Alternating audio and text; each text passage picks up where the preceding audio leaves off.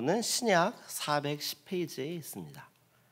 요한계시록 13장 1절부터 10절까지의 말씀을 저와 여러분이 한 절씩 교독하도록 하겠습니다.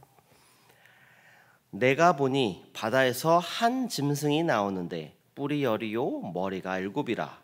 그 뿔에는 열 왕관이 있고 그 머리들에는 신성모독하는 이름들이 있더라. 내가 본 짐승은 표범과 비슷하고 그 발은 곰의 발 같고 그 입은 사자의 입 같은데 용이 자기의 능력과 보좌와 큰 권세를 그에게 주었더라. 그의 머리 하나가 상하여 죽게 된 것 같더니 그 죽게 되었던 상처가 나음에 온 땅이 놀랍게 여겨 짐승을 따르고 용에게 경배하며 짐승에게 경배하여 이르되 누가 이 짐승과 같으나 누가 능히 이와 더불어 싸우려 하더라. 또 짐승이 과장되고 신성모독을 말하는 입을 받고 또 42달 동안 일할 권세를 받으니라. 짐승이 입을 벌려 하나님을 향하여 비방하되 그의 이름과 그의 장막 곧 하늘에 사는 자들을 비방하더라. 또 권세를 받아 성도들과 싸워 이기게 되고 각 족속과 백성과 방언과 나라를 다스리는 권세를 받으니 죽임을 당한 어린 양의 생명책에 창세 이후로 이름이 기록되지 못하고 이 땅에 사는 자들은 다 그 짐승에게 경배하리라. 누구든지 귀가 있거든 들을지어다. 사로잡힐 자는 사로잡혀 갈 것이요 칼에 죽을 자는 마땅히 칼에 죽을 것이니 성도들의 인내와 믿음이 여기 있느니라. 아멘. 살아계신 하나님의 말씀입니다. 아멘. 안녕하세요. 평안한 주 보내셨나요? 한 주간 비가 너무 많이 내렸습니다. 지금도 또 밖에 비가 또 많이 내리고 있는데 또 가정 가운데 또 비 피해는 없으신지요? 특별히 또 올해 이번 비로 인해서 충청도 지역 그리고 전라남도 지역 또 그 외에 여러 지역들에 또 큰 호우 피해가 발생했습니다. 이를 진행되는 모든 복구가 진행되는 절차 가운데 하나님 함께해 주시고 특별히 또 피해를 입은 사람들에게 하나님 찾아가 주셔서 또 위로해 주시고 또 그들에게 또 도움의 손길이 퍼져 나갈 수 있도록 계속해서 기도해 주기를 소망합니다. 우리가 아까 기도했듯이 다음 주 토요일 주일 또 이틀간 유초동부 여름 성경학교가 진행이 됩니다. 좋은 날씨 속에서 또 하나님이 주신 말씀의 잔치 가운데에 우리 어린이들이 나와 또 하나님을 더 깊이 알아가고 또 즐겁게 뛰놀 때에 또 하나님이 주시는 풍성한 은혜가 있도록 또 기도해 주시기를 소망합니다. 오늘 우리가 읽은 본문은 요한계시록 13장 1절부터 10절까지의 말씀을 우리가 함께 읽었습니다. 요한계시록 13장 전체는 요한이 묘사하는 두 짐승에 대한 이야기입니다.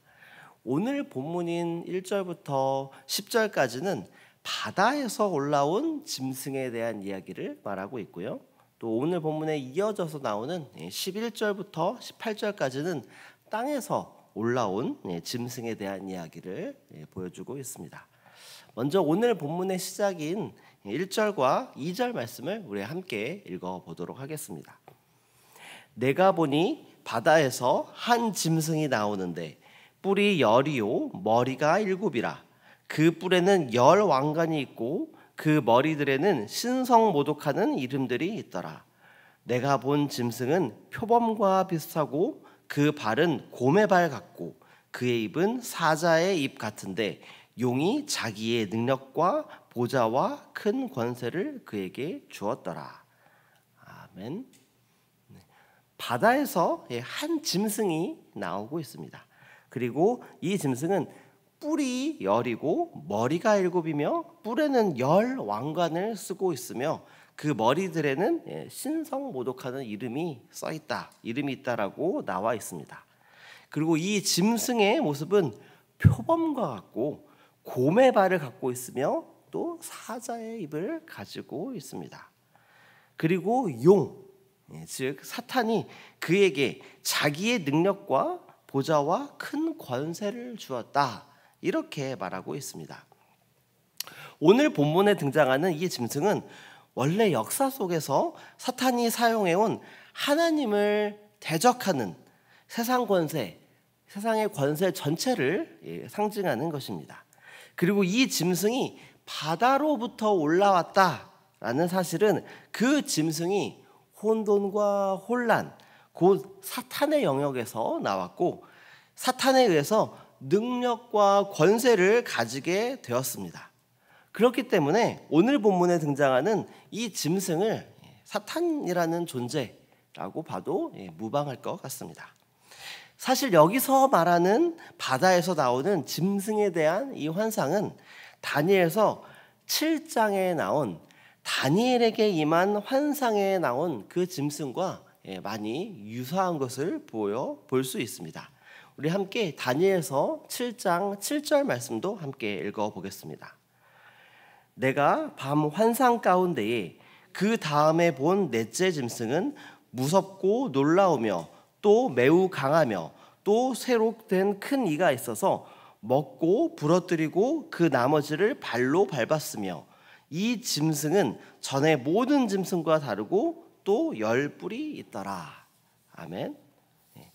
사실 다니엘의 환상 전체 내용 가운데에는 4 짐승이 등장합니다. 첫 번째는 사자, 두 번째는 곰, 세 번째는 표범, 그리고 마지막 4번째는 방금 읽은 말씀에 나오는 10뿔이 달린 무서운 짐승입니다. 이 짐승들은 당시에는 이스라엘을 위협하던 주위의 열강들을 지칭하는 그런 표현이었습니다. 그리고 특별히 이 짐승들은 자신을 하나님보다 높이려는 교만으로 가득하여 하나님의 백성인 이스라엘을 괴롭힌다 이렇게 묘사하고 있습니다. 그러나 궁극적으로는 이 짐승들은 실제적으로는 이스라엘 주위에 존재하는 강력한 열강만을 지칭하는 것이 아니라 요한계시록 말씀과 같이 하나님을 비방하고 하나님의 사람들을 핍박하고 또 이 땅에 혼돈과 혼란을 가져오는 사탄을 지칭하고 있는 것입니다. 근데 오늘 본문인 요한계시록에 등장하는 바다에서 나오는 이 짐승은 외형적으로 다니엘서의 4 짐승을 모두 하나로 통합한 그런 모습을 보여주고 있습니다. 하나의 짐승인데 이 짐승의 모습은 표범과 같고 곰의 발을 갖고 있으며 사자의 입을 가지고 있습니다. 그리고 10뿔이 있습니다. 외형뿐만 아니라 이 짐승 역시 6절 말씀을 통해서 하나님을 향하여 비방하는 모습을 보여주고 그리고 7절 말씀을 통해서는 성도들과 싸워 이기며 성도들을 괴롭힌다 이렇게 표현하고 있습니다. 그리고 궁극적으로는 하나님이 아닌 자신을 경배하도록 하고 있습니다. 다니엘의 환상이나 사도 요한의 환상이나 이 짐승으로 상징되는 사탄은 하나님을 비방하고 또 하나님의 백성들을 괴롭히며 이를 통해 자신의 왕국을 세워서 사람들로 하여금 자신을 경배하도록 만듭니다. 이는 시대와 상관없이 사탄의 전략은 변하지 않는다라는 것을 보여줍니다. 사탄은 거짓과 핍박을 통해서 하나님의 사람들을 넘어뜨리려고 합니다. 이런 사탄의 악한 전략 가운데 다니엘서 7장에는 이 짐승에 대한 결론을 내리고 있습니다. 우리 함께 다니엘서 7장 13절 말씀을 우리 함께 읽어보겠습니다. 내가 또 밤 환상 중에 보니 인자 같은 이가 하늘 구름을 타고 와서 옛적부터 항상 계신 이에게 나아가 그 앞으로 인도되매. 아멘. 다니엘서 7장에서는 그 짐승에 대한 하나님의 심판으로 인자 같은 이가 하늘 구름을 타고 오셔서 심판하시는 것을 보여주고 있습니다. 여기서 인자 같은 이는 바로 예수 그리스도를 지칭하는 것입니다. 인자 같은 이가 하늘 구름을 타고 오신다라는 것은 바로 예수 그리스도께서 이 땅에 오셔서 사탄을 심판하고 그 이후에 성취하실 하나님의 나라를 보여주고 있는 것입니다.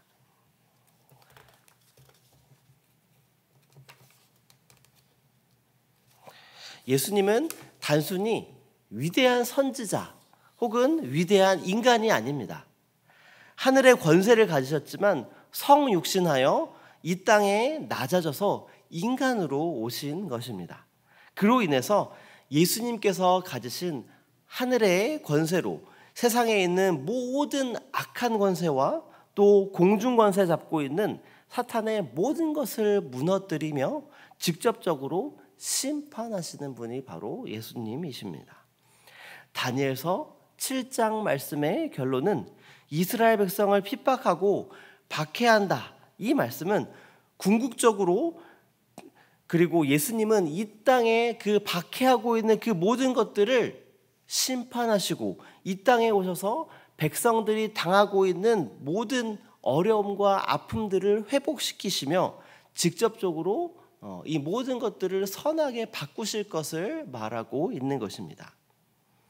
오늘 본문은 13장, 오늘 본문에 이 13장 말씀 전체를 담고 있지는 않습니다. 하지만 그렇기 때문에 온전한 결론이 오늘 본문 가운데서는 내려져 있지는 않습니다. 하지만 오늘 본문의 마지막 절인 이 10절 말씀을 통하여서 이렇게 우리가 결론을 낼 수 있습니다. 함께 10절 말씀도 읽어보겠습니다.